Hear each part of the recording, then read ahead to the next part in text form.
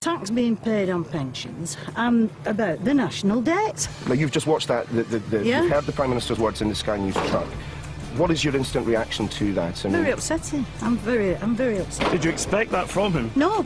You're a lifelong He's an educated person. Told Why has he come out with words like that? He's going to lead this country, and he's calling an ordinary woman who's just come up and asked him questions what most people had asked him.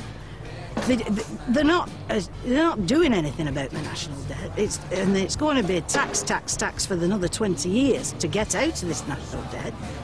And he's calling me a bigot. You told me that you were a lifelong Labour supporter. Yes, I am. And you have a postal vote ready to win. Will you be sending that? No. Well, you also told me earlier that you said, when asked, will he stay number 10, you said, hopefully he will. Yeah, well, I'm not bothered whether he does or not now.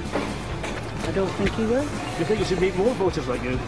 I'm sure he should go out into the public and find out what's going on with our lives. Do you think he understands enough about what's going on at the moment out here? They're that much locked up there. I think it's still live on television at the moment, but you can talk to two audiences at once if you like. Mrs. Duffy obviously taking a call. Perhaps somebody's seen her on television at the moment. Mrs. Duffy. Is that sort of calling you to let you know you're live on Sky News? No, it looks like something. I've done BBC television on other channels as well. Let's just, if we can, just for 2 minutes, just talk about why you were here in the first place. And the Prime Minister's been at great pains this week to try and get out and speak to real people. Why has he come here to this place? Why didn't he go into Rochdale, where a lot of people could have spoke to in the town centre? Why is he here? And you were just passing? Is that what you could say? Well, I should think so. Nobody knew he was here, did this? You just walked in No, I was walking up the streets and the police had the road cordoned off. So then I saw, and I just asked the policeman, I said, "Is Gordon Brownie?" And he says, "Yes, up there." So I came up, and I thought, well, I'll ask him, what is he going to do about the national debt? And when he responded to you, I mean, before you got in the car and he said what he said, I mean, what was your reaction to the way in which he had dealt with your complaints? Well, I thought he was understanding, but he wasn't, was he? Where he's come out with the comments in the car. What do you think his character before this event? He's obviously a moral compass. Honest. 3 minutes, 4 minutes was that TV. interview. Sorry. It's character on TV, really not making a speech. Why do you think? Why do you think Gordon Brown said what he said? You tell me. You saw it. Is that what you expect of a politician? No. Of a Prime Minister? No. No, I don't. I mean, before today, what was your view of Gordon Brown as a man, as a politician, and as a politician? I can't tell you as a man. As a politician, when he was Chancellor, did very good things for me. But now it's just arrogance of that. You've got to sort it out. That's what they play. Your grandchildren, your children will pay for it. We can just go again exactly what he said now. We can listen to what the Prime Minister said about you once he stopped talking to you. Clearly this was something that you yourself are going to take into the voting booth. Clearly this is something that's going to shape your view of the Labour Party as a whole. I mean, if you had the opportunity to speak to Gordon Brown now, what would you say to him? I don't think I'd like to speak to him. I'll tell you that now. I don't think I'd like to speak to him at all. Do you want an apology from Gordon Brown? Well, do you think I need an apology of him? I think that's for you to say. Well, I think so, yeah. He's not...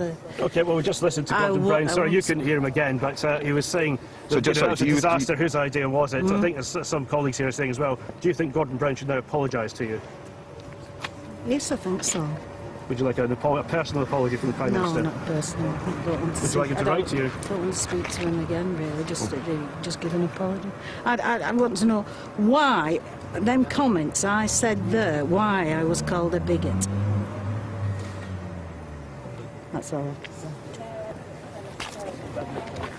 Well, one angry voter after a meeting with the Prime Minister there in Rochdale. Gillian Duffy said she was walking by. There's a little woodland area there that was being cleared by some people on a community payback scheme, and she was passing by and got to put a question to the Prime Minister, had an exchange with him, and then the Prime Minister made some unguarded comments when he got back into his car about what he thought of that exchange with Mrs Duffy, and Neil Patterson was there asking the questions, as you see, and she's very upset. She wants an apology. Just remind us, though, or should we remind ourselves of what the Prime Minister said after he spoke to her and got into his car with his microphone still live?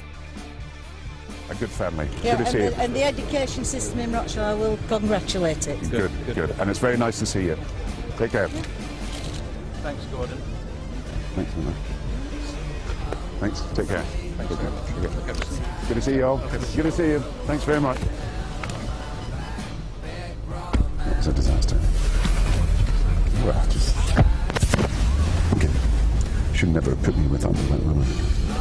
Whose idea was that? It was Sue, I think. It's just ridiculous. The will go. Everything. She just looks like a bigoted woman. Said she used to be raped. As the Prime Minister departing in his car there, well, let's talk to Neil Patterson again. They talked to Mrs Duffy, and I suppose one of the interesting things then is that Mrs Duffy said she was quite happy after her exchange with Mr Brown and some of the issues she put to him and his response. It's only when she heard what he had to say in private moments there in his car that she's got pretty upset and angry about it and wants an apology. Yeah, I mean, I think upset is actually an understatement, to be fair, Dermot. I mean, Mrs Duffy was sitting in Sky satellite truck, watching and listening to the Prime Minister's words, and when he used that word bigot, I mean, her face completely fell. She really does not understand why the Prime Minister would use a word such as that.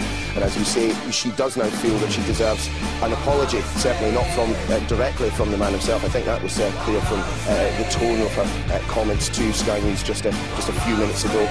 But clearly, of course, the Prime Minister was attempting to engage with the public in a way in which many people have criticised the Labour Party and Gordon Brown in particular for not doing so this campaign. The exchange which took place, which went on for I think a good 6-7 minutes, this was not a quick couple of questions with the Prime Minister. Mrs Duffy really did have rather longer than most broadcast journalists have had with the Prime Minister during this campaign to put her complaints to him. And on each of those he gave a measured response, and when Mrs Duffy was walking away after the Prime Minister had departed, I said, well, you know, what is your reaction to that? How do you feel that he dealt with your individual complaints? And she said, pretty well. All of that good work, of course, undone by a few unguarded comments because the Prime Minister forgot that there was a microphone which, again, we should say, was placed on the Prime Minister's lapel at the Labour Party's request. Okay, Neil, for the time, thank you very much indeed. So a squiggle in the Houses of Parliament.